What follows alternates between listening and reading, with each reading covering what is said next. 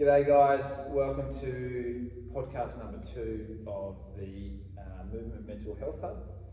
Myself, Adam Levi, and here with Cal Foster, the man himself. Mate, good to be back. Welcome back. Having a chat. Yeah, thank you, mate. First off, congratulations on your new little child. Yeah, became a dad. Yeah. Leonardo DiCaprio. Yeah, little Lenny. Yeah, it's such an amazing experience, isn't it? Where do you start with something like that? But, I think we've actually got planned a whole podcast on fatherhood. Yeah. Because it's just one of those topics where, once you're in it, it's tough. But it's been it's amazing. Yeah, absolutely. It's just so tough. It's life is an instant shift. Yeah, for sure. Yeah. It's an adjustment, but it's just the most incredible thing. So we're loving it. Awesome, man. He's a healthy little dude. So and then now just starting to get back in the swing of things. Yeah, it's nice to have you back in the gym actually. Yeah, it's good to get back into a little bit of routine because that was definitely thrown off, and it's something we always talk about a lot. Yeah. Is it was a bit all over the shop, in a bit of a vortex. Yeah. So a little bubble. Yeah, exactly. So step out of the real world now. So, mate, today we were going to go on this episode. We wanted to do this first couple of episodes kind of sharing our own stories, wasn't it? So, and today we were going to, you were going to open up about your journey, your mental health journey to where you're at this stage, and then tie that back into what we're trying to do here with the Health Hub. And I think it's really important for us to be vulnerable and build that trust barrier for others, then hopefully do the same. Yeah, for sure. And look, I'm pretty nervous about doing this. I tell snippets every now and then to people of what I've gone through, and it's hard for me, right? Like we're both in an industry where you have to come in, and it's like, as much as this place is amazing like that, and you can lean on others. You can't walk into this place, you can't walk into any place, any workspace and be, when you're in that state, and it's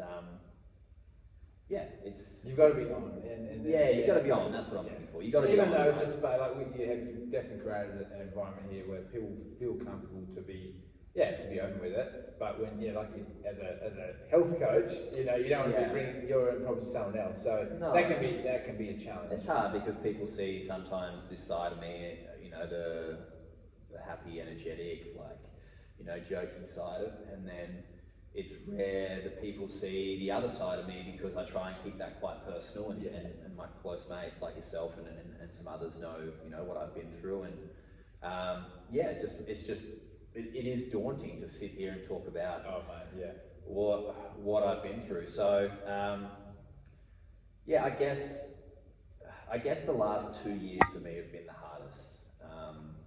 I felt like I've always suffered from some sort of mental health, and I've been aware of it from an early age. When do you feel like it was you first were aware that maybe something wasn't quite? Probably when I was about 18, and I was living up in Perth, and I can't really remember why, but I just wasn't feeling right. And I went to the doctor, and he was pretty blasé with the whole thing, gave me some medication and sent me on my way. And I felt like the experience wasn't great. And so I didn't really take the medication, and I didn't really do anything else about it. And then snap forward for a few years, I was partying, I was drinking a lot, and that wasn't super healthy. And then I swapped that for training, and training became my addiction. That's sort of when you came into your CrossFit career. And I did that, and I found I met Shelbs along the way, which has been an amazing journey for both of us. And but it wasn't until probably towards the end of my CrossFit career I started becoming pretty aware of some toxic beliefs that I had. Right. Mainly centered around not really believing or thinking that I was enough. And as a result of that, I would try and seek validation, or I would try and, I would act in a way that would be against my values. It's only looking back when I became aware of that I noticed that I was doing it. I didn't really know at the time that I was doing it. And that's that first step, right? Is that bit of self-awareness? Yeah. Quite often you don't. Yeah. When you're a bit younger and you talk about sort of party days, and that can all be a little bit of a blur. And I certainly didn't have the same self-awareness sort of late, in your early 20s. No, and I thought I was indestructible, right? Even when I was training, right, I was just like, nothing can touch me. And it's not until, I made some pretty poor decisions that just had such an impact on my family especially, and it took that for me to kind of be like, well, what the fuck, what the hell am I doing, it's the decisions that I made put me pretty deep in this spiraling hole of anxiety and depression.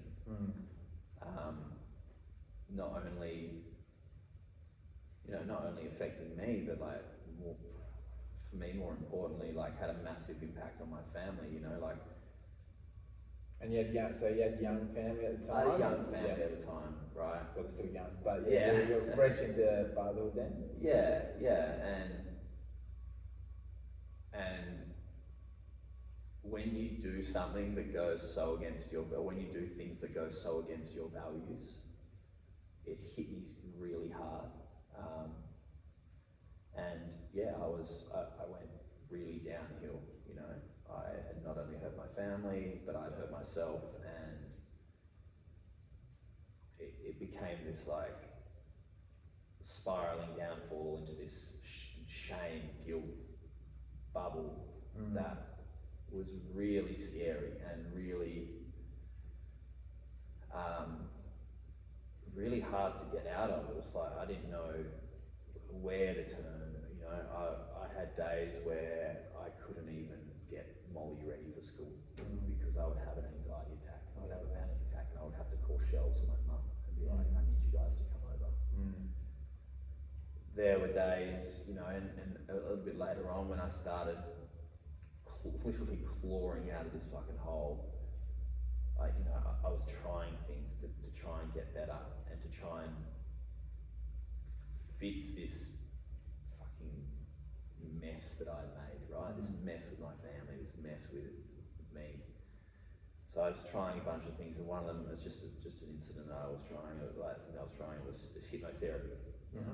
Why not, right? And we'll talk about it, about why we created a hub coming up, but there was nothing out there. There was no roadmap. There was no guide. I was like, what the fuck do I do? Yeah, where do you go? Where do I go? Which right? is what we're trying to absolutely just have that first step for someone. Yeah. And I did this hypnotherapy thing, and it was good. But it wasn't until I was coming home, and mum took me up to Perth for that, and Shelves was at home, just imagine how scared, her seeing me like that. When not only what it had caused her, but then to see me like that on top of it, it's really, it just adds to that shame and that guilt. And for her to be able to support me through that, when the choices that I made have directly impacted her, it's and my whole family, it just shows how strong she is and what an amazing person she is. But I was driving home from this, Mum was driving, and I remember just freaking out. I was just having this panic attack, and I had to get Mum to pull over, and I called my psychologist, and I was just,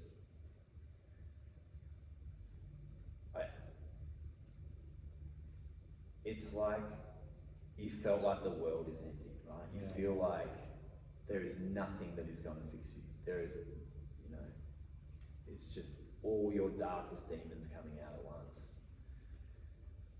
And I remember I got home, I can't remember if it was the same day, but Shell was like, just go for a surf, just go do something. And I remember trying to go for a surf, and I was driving down, and I was having these fucking horrible thoughts.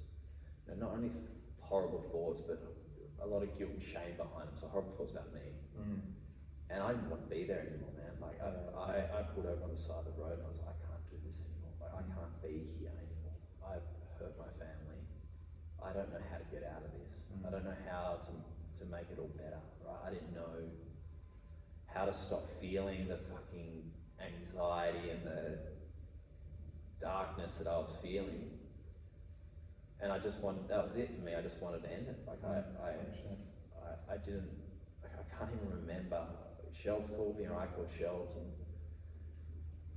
she was freaking out. And then I remember I got down to the surf, and I was like, I'll just go for a surf. So I went for a surf, and one of my best mates, Brendan, was actually down there, and Shelves called him.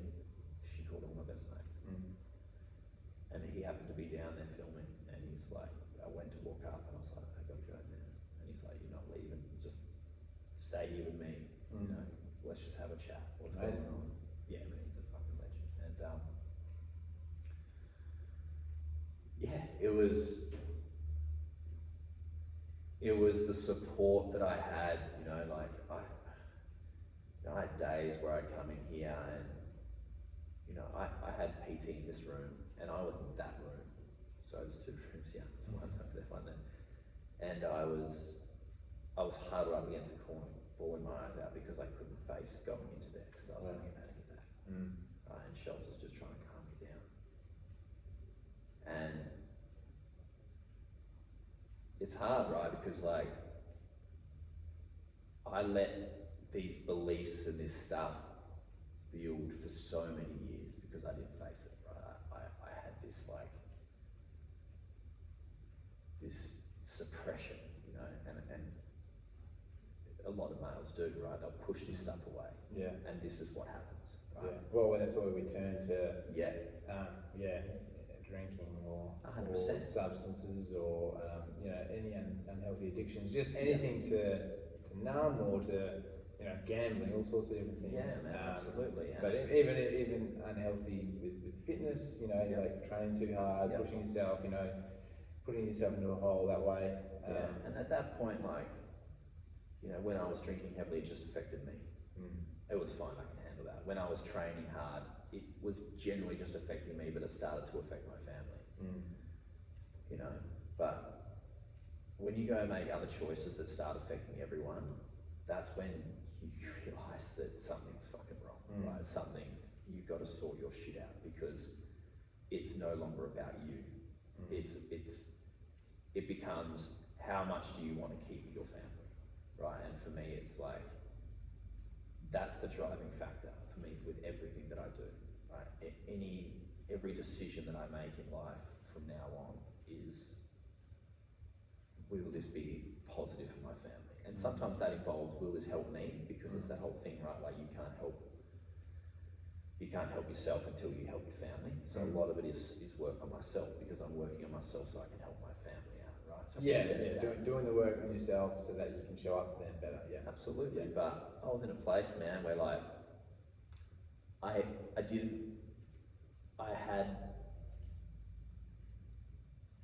had affected the roles that I played in my life. So I was lost. Like I was in this, like I said, this spiral of like anxiety, depression, shame, guilt, and then because of that I couldn't fulfill my roles properly. And because I couldn't fulfill my roles properly, it's like self-perpetuating, right? So it's like because I couldn't fulfill my roles properly, I would become depressed and anxious, which then would lead me not to fulfill my roles properly. You know, and that's the hole. That's the hole that you get in, and you're just like, how the fuck am I going to get out of this? Like what? Because you're so blinded, right? You're so blinded by all this like darkness, right? And it's the best way to describe it. Like nothing seems good, nothing's happy, nothing can get you out of there. But I'm very fortunate, like I said, to have the support of, mainly Shelves and my mum, and they've seen and they've been through some pretty horrible times, man. And, credit to her and to us that we're still standing on the other side of this together.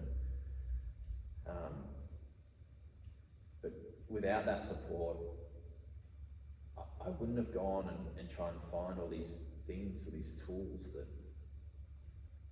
that have helped me, like I wouldn't be here without that support that led me to searching for those things. Because mate, you name it, I tried it, right? You name some sort of therapy, I tried it, because I was willing to do anything.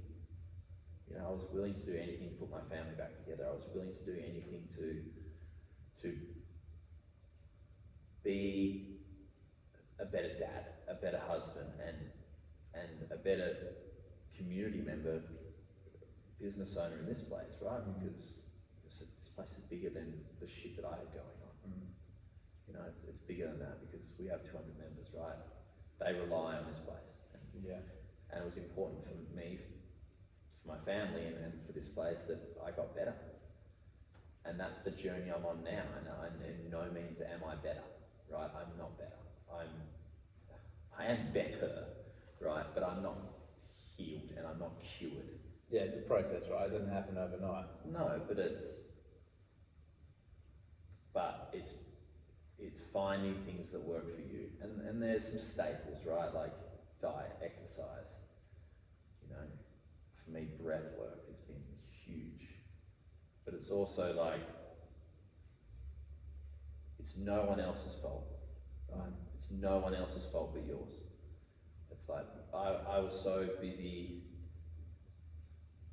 not looking at me and being like, it must be something else, it must be something else. Playing a bit of the victim card. For sure. Yeah, not owning it yourself. Yeah, I mean, not that it's, necessarily yours to, like you've done anything wrong with something internal, but it's, But I made decisions based on these things. Yeah, that, that's what you have to own. Yeah, I have to own that, right? Like, I have to own that I did these things, and I have to own that I'm the one that needs to do the work in order to make this better, right? And that's the thing. Like, you can't sit here and be, maybe it's this, maybe it's that. It's not, mate. Like I'm telling you right now, like, look in the fucking mirror.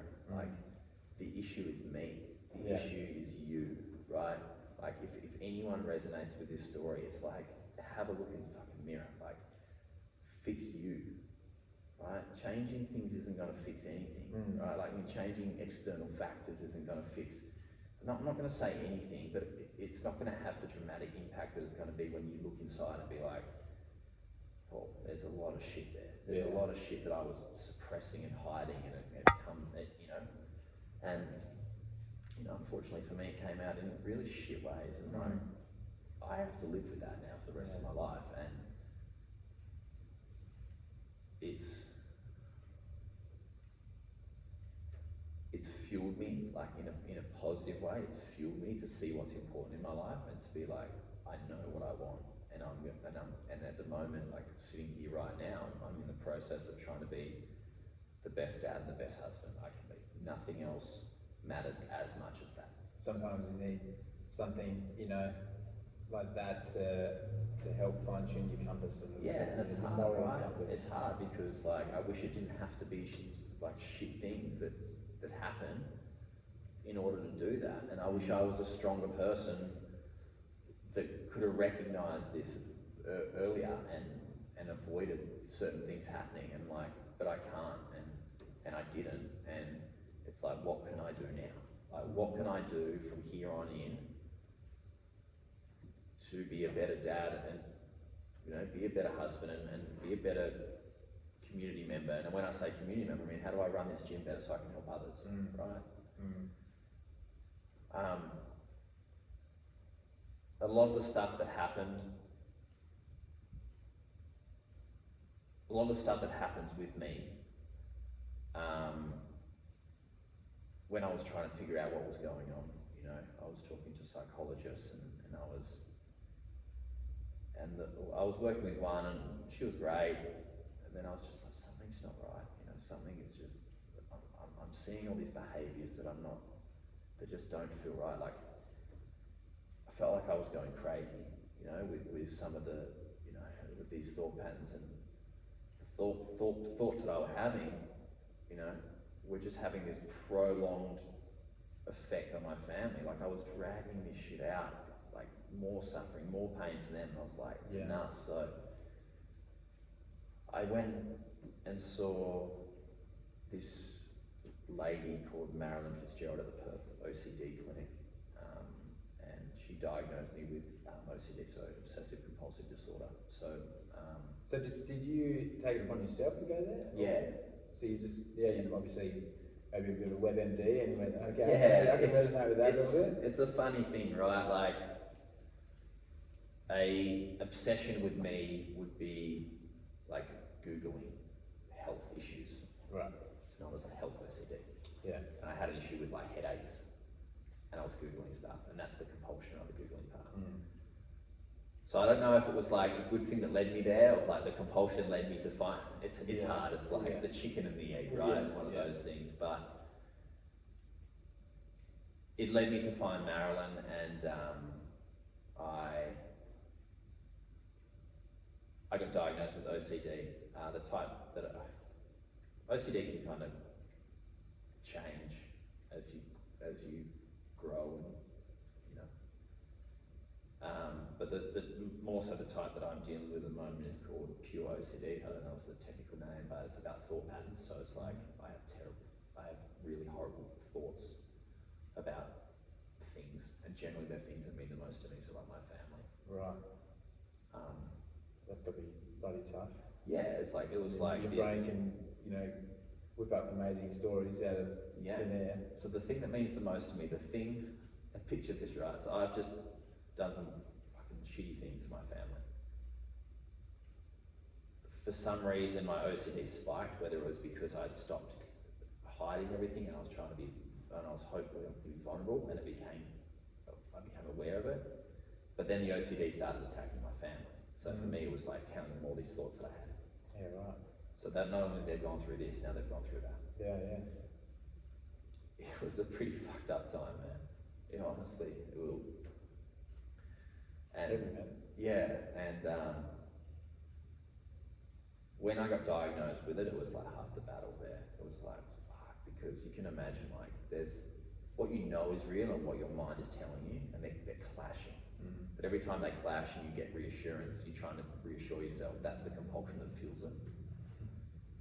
So I've been working with Marilyn for a while now, and we've been doing the treatment. The gold standard treatment for OCD is called ERP, so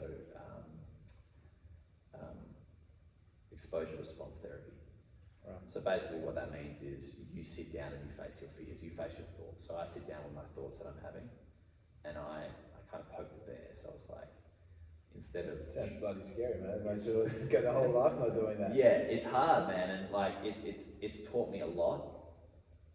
I'm still not anywhere near where I want to be with it, because like you can imagine, it's like everyone's like, rely on your gut instinct, right?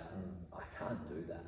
Like, I can't rely on the little voice in my head, because the little voice in my head is telling me fucked up things. Yeah, right. So I don't get that. I don't have to, like that baffles me. So sometimes things trigger me like that, and I was like, just trust your instinct. Trust the little voice in your head. And I'm like, that little voice in my head's an asshole, man. Yeah. Like an absolute asshole.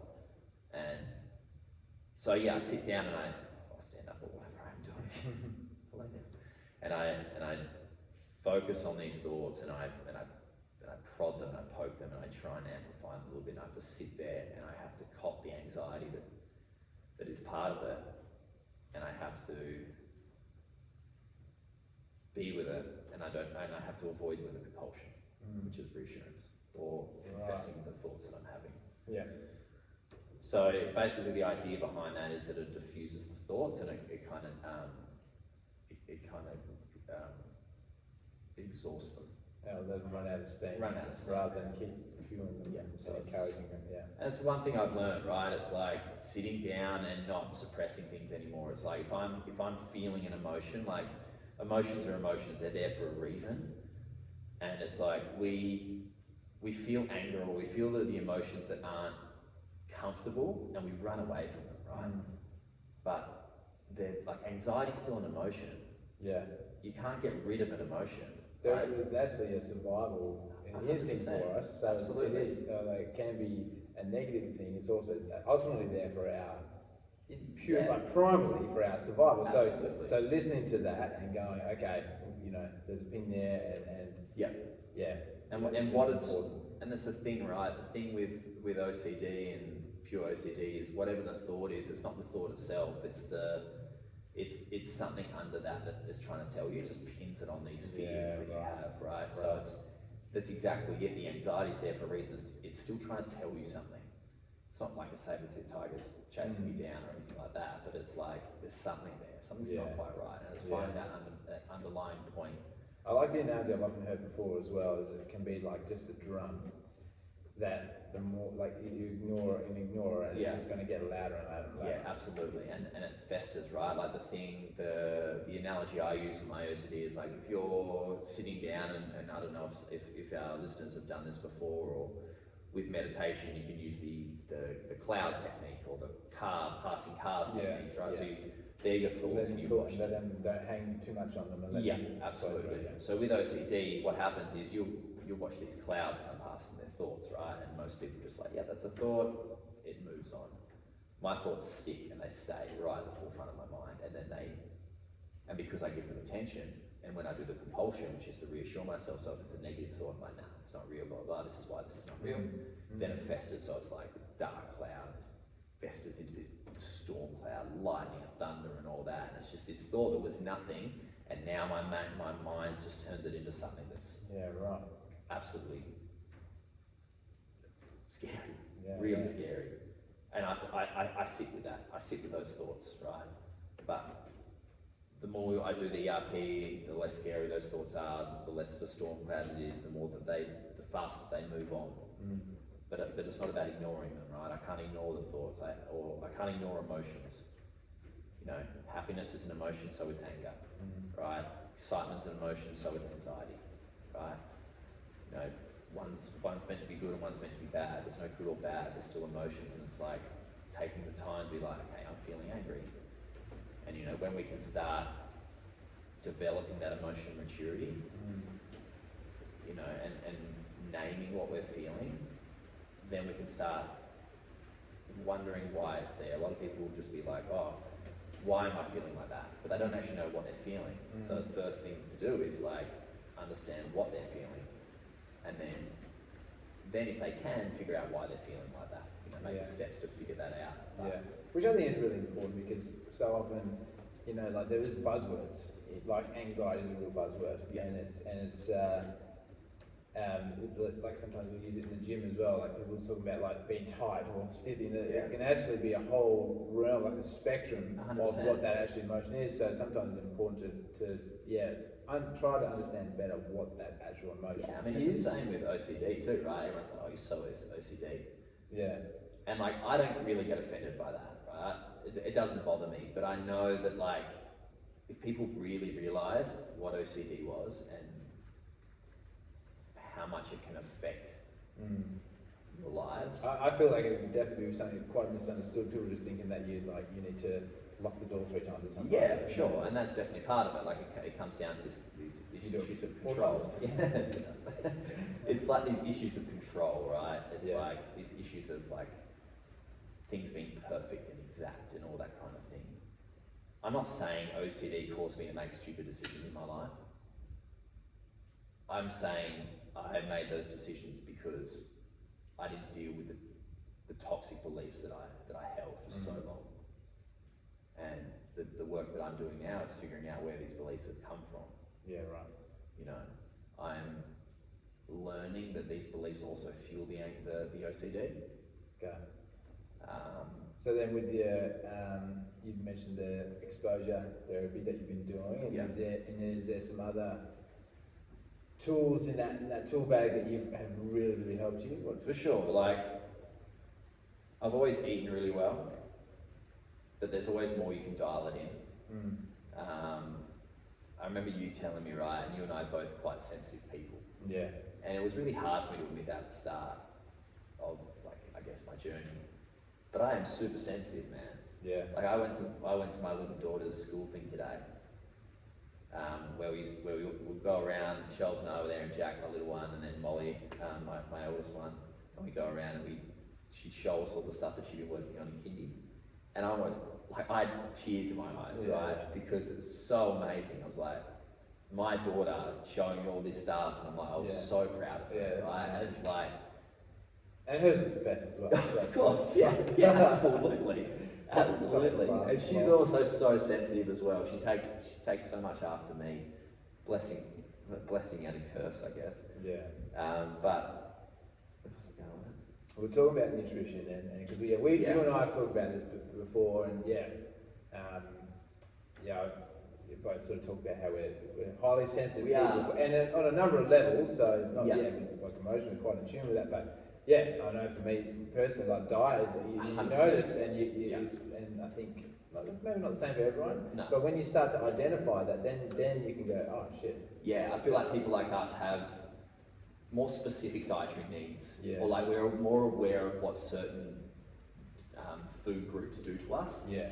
So I definitely have dialed that in a lot more. I'm not perfect. Like I still love a burger, right? Yeah, like, you know, pizza and a beer and whatnot. But I try and eat really well because I know how much of an effect it has on my mood, right? The whole brain-gut connection, which is a whole nother podcast. Yeah, glutamate sugar, like it's absolutely right. And then it's once you know that, and you see others, and they can be up and down like a roller coaster, and you think, there's so many factors that you can just start to just take a little bit. You don't have to like make a whole revolution with everything. Yeah, it's like it can just be water. Some few little steps, which is exactly what we want to do. So with that, like it's just little steps you can do with nutrition, and that is one of the sort of main pillars we do talk about with the mental health hub. Yeah, absolutely. I guess the other one is, and I'm very fortunate that that I own a gym and have access to it all the time, but exercise is huge. Everyone open a gym. No, not in Dunsborough. But I've noticed this week, like for example, I haven't trained. Today's my first day of training all week. You know, I hurt my neck earlier in the week, and I've really noticed my mental health suffering because of it. Yeah. And I just did a session before this podcast, and it was great. I already feel amazing, but it's really important that with me and with everybody that there's consistency and stuff. And it's finding the right consistency for you, right? It's like not dramatically changing your diet, little things. Not dramatically changing, not going from like no exercise to 5 days a week. It's the 1%ers that we move on. Breath work for me, maybe the biggest game changer. Or let's put it under the heading of mindfulness. Mindfulness has been great for me. Allowing me to be present in the moment and not worry about, especially passing states, for me is a big one. Getting too caught up in the past. But also, they say getting too caught up in the past is depression, and getting too caught up in the future is anxiety, right? So finding the present moment, because life's pretty good, and even if you think it's not, there's always something little in that moment that you can take joy out of. And then I guess it leads into gratitude, right? It's like being appreciative of little things for the day, or what you did well for that day. Yeah, it's so important, mate. And it's just that raft of all of those little things you can combine. For sure. That make it's not just going to be one thing. You're not just going to sit down and do a 10-minute meditation each day, and then that's it. It's going to be cured. Yeah, it's all a couple of little things, and then just starting small with it. Not even a 10-minute. Do a 3-minute little breath work where you just get your breath centered, and then you can be like, okay, now I'm feeling a bit more present. Or like someone pulls in front of you in traffic. Not that we probably have that in Dunsborough, but if you're listening to that other car, one car. But it's like, take one deep breath. See what that does for your attitude.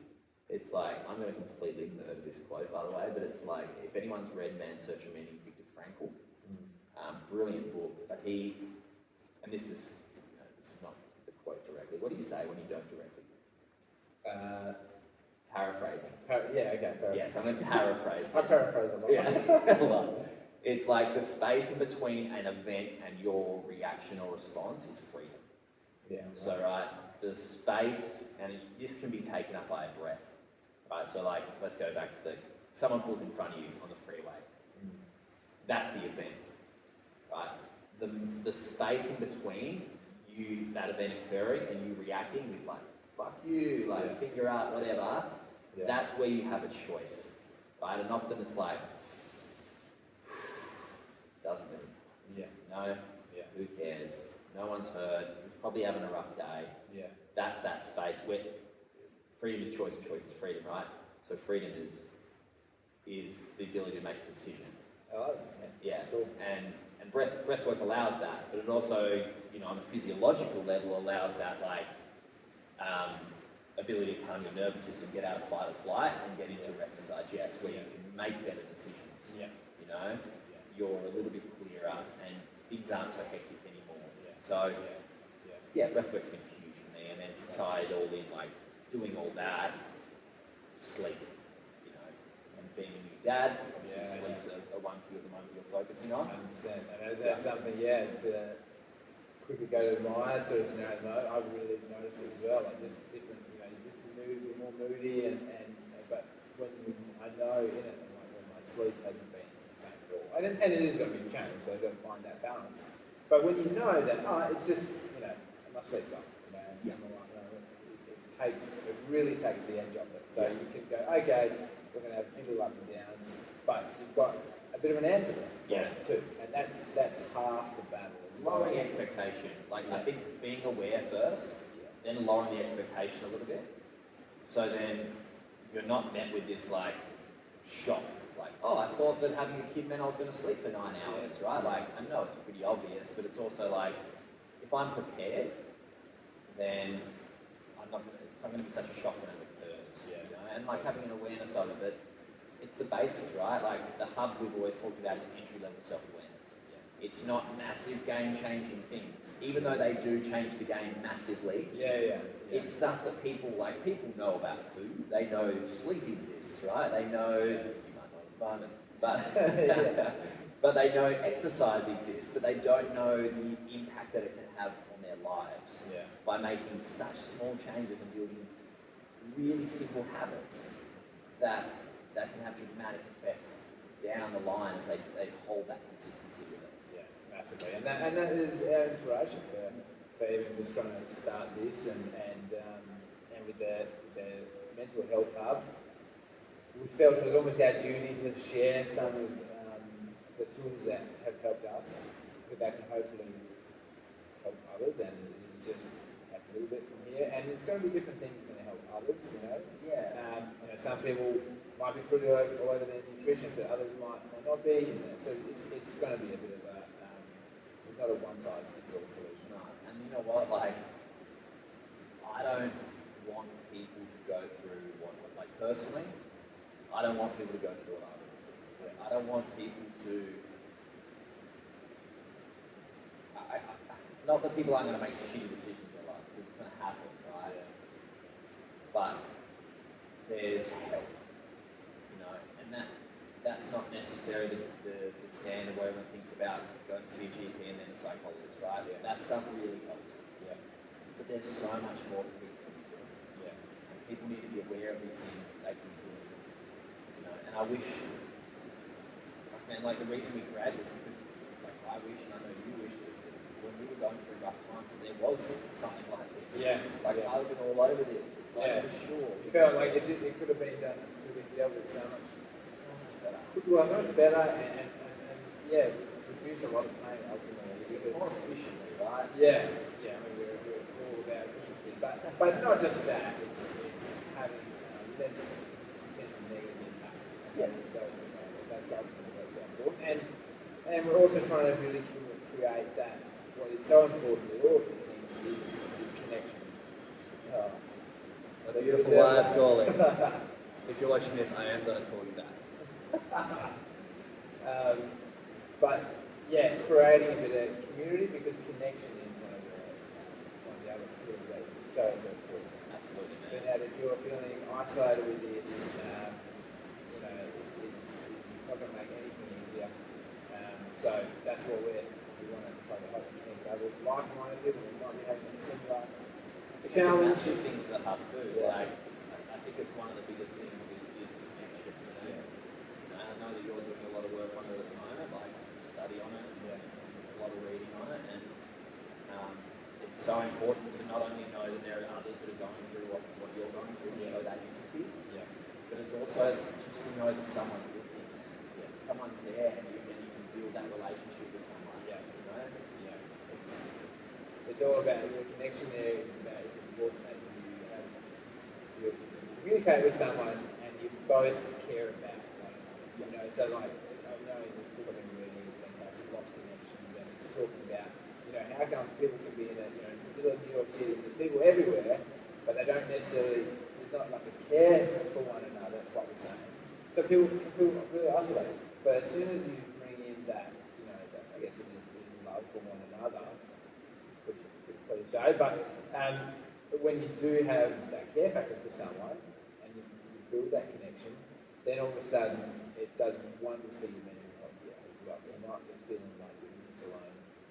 And you get to share, you know, you can either share your problem and problem share from half. It's like that, it's, you know, it's that whole primitive thing again, right? It's like we were born and built to be in tribes.